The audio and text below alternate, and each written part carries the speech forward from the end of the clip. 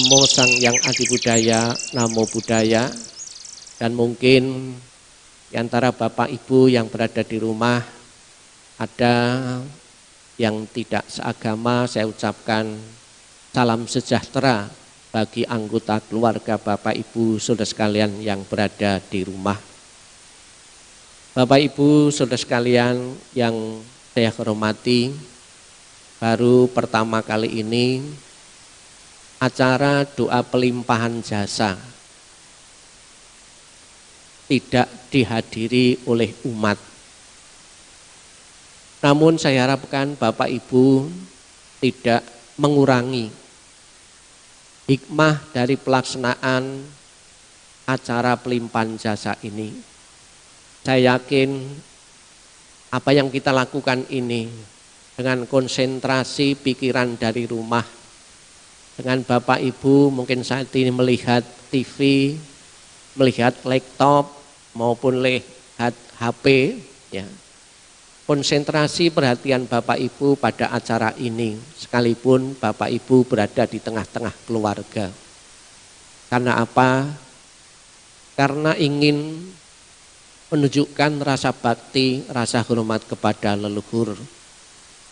Memang acara pelimpahan jasa ini bukan satu-satunya cara yang biasa dilakukan oleh segenap umat Buddha untuk menunjukkan rasa bakti kepada leluhur. Masih banyak cara-cara yang lain. Salah satunya yaitu selalu menjaga nama baik maupun melakukan kebaikan-kebaikan Bapak Ibu dimanapun berada, dan kebaikan itu dilimpahkan kepada leluhur-leluhur yang telah tiada. Bapak Ibu saudara sekalian yang berbahagia, acara mengenang memperingati leluhur-leluhur bukan saja dilakukan oleh masyarakat Tionghoa maupun umat Buddha. Di tempat yang lain, dalam tradisi, dalam budaya yang lain juga kita sering melihatnya. Ada istilah nyadran. Nyadran ini juga sering dilakukan oleh masyarakat Jawa, terutama di saat menjelang atau 1 bulan sebelum Idul Fitri. Masyarakat berbondong-bondong mendatangi kuburan-kuburan untuk membersihkan kuburan-kuburan leluhur-leluhur atau anggota keluarga yang telah tiada. Namun di situ juga bukan acara pembersihan saja, di situ juga ada tabur bunga, ada juga yang melakukan genduri, membawa makanan dari rumah, kemudian dikumpulkan satu tempat di kuburan itu, kemudian memanjatkan doa-doa untuk leluhur-leluhur apabila leluhur belum menempati alam yang berbahagia. Dengan acara doa-doa itu akan membantu leluhur untuk terlahir di alam yang berbahagia. Di masyarakat Tionghoa dan juga Wihara BDC Buddha Dharma Dharma Wira Center memfasilitasi umat-umat yang mempunyai niatan untuk memberikan penghormatan kepada leluhur. Kalau biasanya tahun-tahun yang lalu mungkin keluarga-keluarga pergi ke kuburan untuk bersih-bersih makam-makam leluhur-leluhur. Namun karena ada wabah saat ini, anjuran pemerintah tidak diperbolehkan, tidak diperkenankan untuk kumpul-kumpul, untuk berkerumun, karena sangat berbahaya sekali untuk penyebaran virus corona ini. Penghormatan kepada leluhur atau dengan istilah Qingbing biasa dilakukan memakai penanggalan nasional, yaitu antara tanggal 4 tanggal 5 April, dan tahun ini jatuh pada tanggal 5 April 2022, dan tentunya ini sudah seolah-olah tanggal kesepakatan tanggal 4 atau tanggal 5 April ini. Sebetulnya di kalangan umat Buddha memberikan penghormatan, memberikan pelimpahan jasa tidak terpaku pada tanggal 4 atau tanggal 5 ini, kapanpun bisa dilakukan. Apa yang dilakukan masyarakat Tionghoa atau khususnya umat Buddha telah dikuburkan di kuburan juga tidak jauh berbeda di saat nyadran. Mereka juga bersih-bersih kuburan. Kemudian ada acara menebar kertas. Kemudian juga di situ ada makan-makan, kumpul-kumpul keluarga. Namun untuk acara ini tentunya untuk acara kumpul-kumpul keluarga terkendala karena ada virus corona ini. Ada satu pertanyaan Bapak Ibu, apakah leluhur yang telah tiada itu dapat menerima pelimpahan jasa dari kita yang masih hidup? Dijelaskan di dalam kitab suci bahwa tidak semua makhluk-makhluk yang berada di alam-alam lain, yang berada di alam-alam neraka itu bisa menerima. Hanya alam tertentu saja disebutkan di dalam kitab suci, alam atau peta, para datu pajiwika peta, alam yang bisa menerima pelimpahan jasa. Kita tentunya tidak tahu secara pasti bahwa leluhur kita saat ini berada di alam mana. Namun juga tidak tertutup kemungkinan leluhur kita juga menempati salah satu alam yang saya sebutkan ini. Semoga dengan pelaksanaan acara pelimpahan jasa ini, apabila leluhur kita menempati alam para datu pajiwika peta ini, benar-benar bisa menerima pelimpahan jasa yang kita lakukan, benar-benar bisa menikmati jasa-jasa kebaikan yang kita persembahkan kepada leluhur kita, hingga mereka segera lepas, segera bisa keluar dari alam penderitaan dan terlahir kembali di alam-alam yang berbahagia sesuai dengan harapan leluhur kita dan juga tentunya harapan seluruh keluarga masyarakat Buddhis. Bapak Ibu saudara sekalian yang berbahagia, di bagian yang lain Sang Buddha mengatakan ada hadiah terbesar yang bisa diberikan keluarga yang ditinggalkan untuk mengenang jasa dan pengorbanan dari orang tua. Hadiah yang terbesar yang diberikan keluarga kepada leluhur yang telah meninggal bukan berupa materi, bukan berupa rumah, bukan berupa mobil, bukan berupa tanah maupun perhiasan maupun makanan yang enak, yang lezat. Namun adalah dikatakan oleh Sang Buddha adalah tindakan jasa.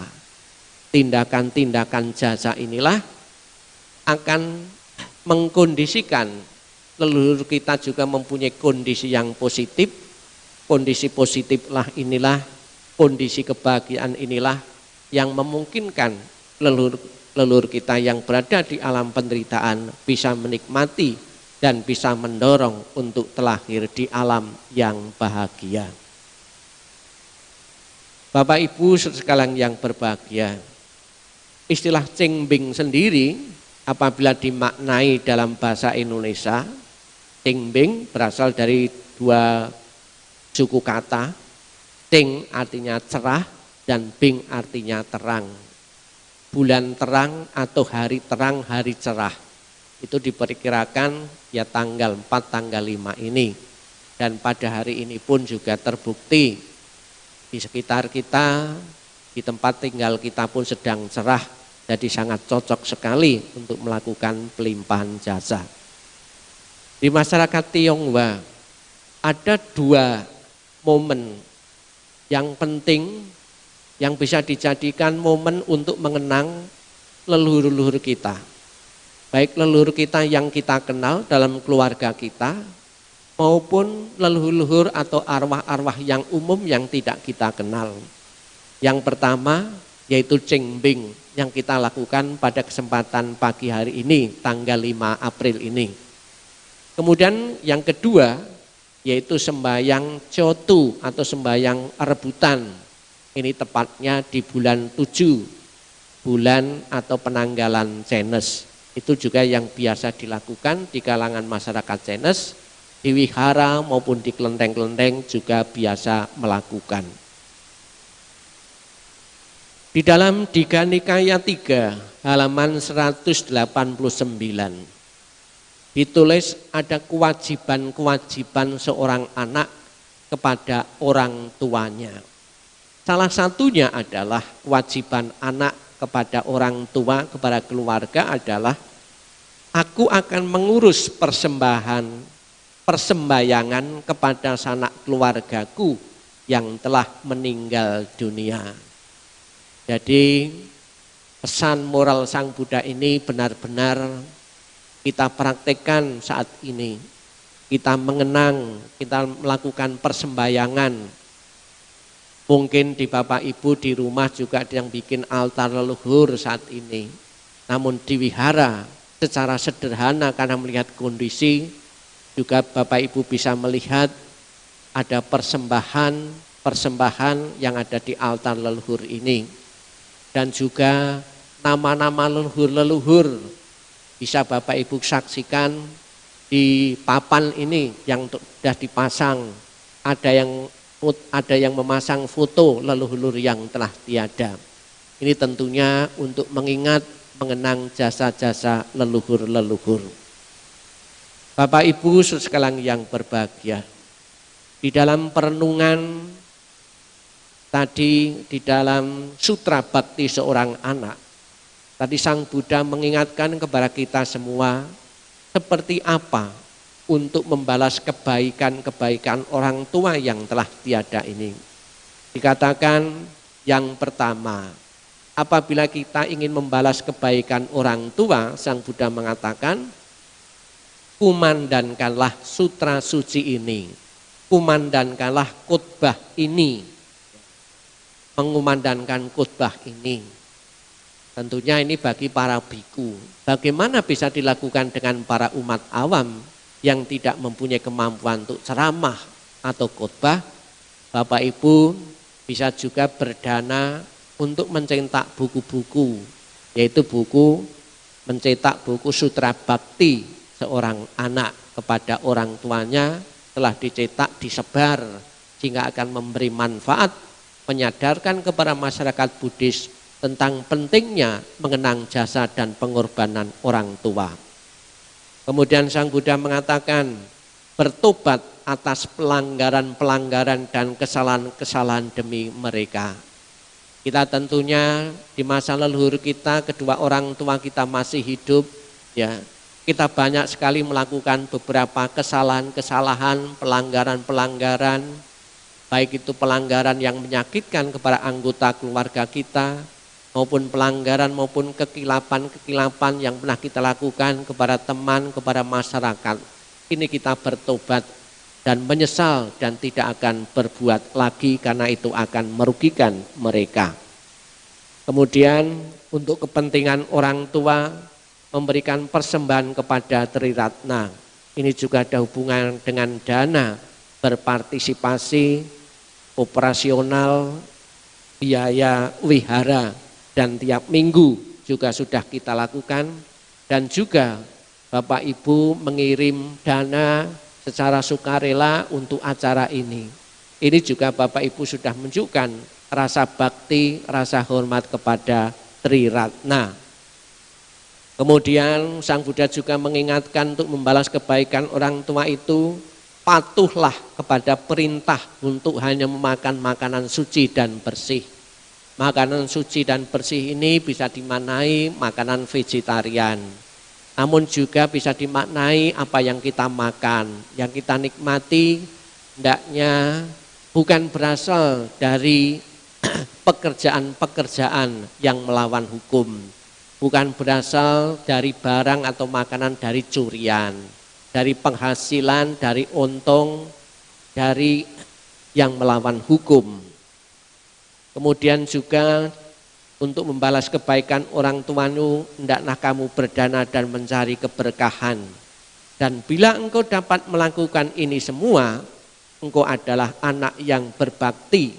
Bila engkau tidak melakukannya, engkau adalah orang yang akan menuju alam sengsara. Apa yang disadarkan Sang Buddha ini mengingatkan kita semua bahwa kita berbakti kepada orang tua atau tidak, ternyata juga akan menentukan alam mana yang akan kita tempati setelah kita meninggal nanti. Bapak Ibu sekalian yang berbahagia, inilah makna cengming, makna pelimpahan jasa di tanggal 5 April 2002 ini. Semoga Bapak Ibu bisa memahami dan mempunyai kekuatan melanjutkan perjuangan-perjuangan dan mengingat saran nasihat yang pernah diberikan leluhur kita sehingga hidup kita lebih baik dari hari-hari yang pernah kita jalani selama ini.